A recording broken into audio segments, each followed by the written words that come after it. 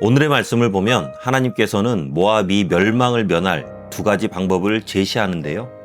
1절과 2절을 보면 모압이 패망을 면할 첫 번째 방법으로 유다에 복종한다는 표시로 조공을 바칠 것을 권고합니다. 이건 유다를 의지하라는 거죠. 결국엔 유다의 하나님이신 여호와 하나님을 의지하라는 초청인 거예요. 다음으로 3절부터 5절까지를 보면 두 번째 방법이 나오는데요. 유다의 피난민들을 선대할 것을 권면하고 있습니다. 그런데 당시의 모압은 주변국들에 비해 강력한 군사력과 아주 멋진 요새를 가지고 있었고요. 경제력도 역시 풍족한 상황이었습니다. 솔직히 인간적인 눈으로 본다면 이런 하나님의 제안을 받아들일 이유가 없었던 거죠. 특히 6절을 보면 이런 제안을 받은 모압은 분노합니다. 사실 주권 국가였던 모압의 입장에서 보면 이사야의 이런 제안은요, 상당히 모욕적이라고 할 수 있습니다. 당시 유다는 거의 멸망 직전에 있었지만 모압은 건재했거든요. 그런 상황에서 한 선지자가 와서 너희가 멸망하지 않으려면 지금 멸망하고 있는 유다를 섬기라고 하니까 정말 어이가 없는 거죠. 단칼에 거절해버립니다. 그런데 모압의 이런 거절에는요, 단지 주권 국가로서의 자존심만 있었던 게 아닙니다. 6절을 보면 거만하며 교만했다고 했는데 이건 하나님의 심판 경고 자체를 무시했다는 것이고요. 자랑이 헛되다고 하신 이유는 그들은 아수르의 공격을 얼마든지 이겨낼 수 있다고 믿고 있었던 것입니다. 7절 이하를 보면 포도에 관해서 많이 나오죠.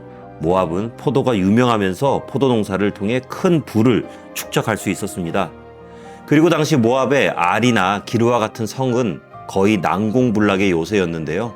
이런 이유에서 모압은 이사야의 경고와 제안에 거만하며 교만하게 분노하면서 할 테면 해보라는 식으로 큰 소리 칠 수 있었던 거죠. 하지만 결과는 참담했습니다. 이후에 남은 건 황폐해진 포도원과 그 조금 남은 일부의 포도원마저도 돌보기 힘들 정도로 극소수의 사람들만 남게 되었거든요. 그리고 이런 모습이 자기를 자랑하면서 하나님 앞에서 스스로를 높이는 사람들의 결말인 것입니다. 사람들이 이룬 것, 살아가면서 뭔가 성과를 내고 결과물을 냈다고 해서 그것을 믿고 교만해지면 결국 비참한 결말만 남게 될 것입니다. 하나님께서는 교만한 자들을 물리치시고 대적하시며 교만은 패망의 선봉이요 거만한 마음은 넘어짐의 앞잡이라고 경고하고 계십니다. 사실 나보다 강한 사람, 나보다 더 큰 힘을 가진 사람 앞에서 겸손하는 건 너무도 당연한 모습이겠죠. 하지만 눈에 보이지 않는 하나님 앞에서 겸손해지는 거 이거 쉽지 않습니다. 그렇기 때문에 우리는 더 겸손하고 겸손할 필요가 있는 것입니다. 결국 우리가 경계해야 할 건 성공이 아니라 성공이 가져오는 교만입니다. 하나님께서 주신 복을 내 능력으로 착각하는 순간 우리의 마음은 하나님에게서 멀어지게 됩니다. 교만은 가진 것을 의지하게 하지만 겸손은 하나님을 의지하게 합니다.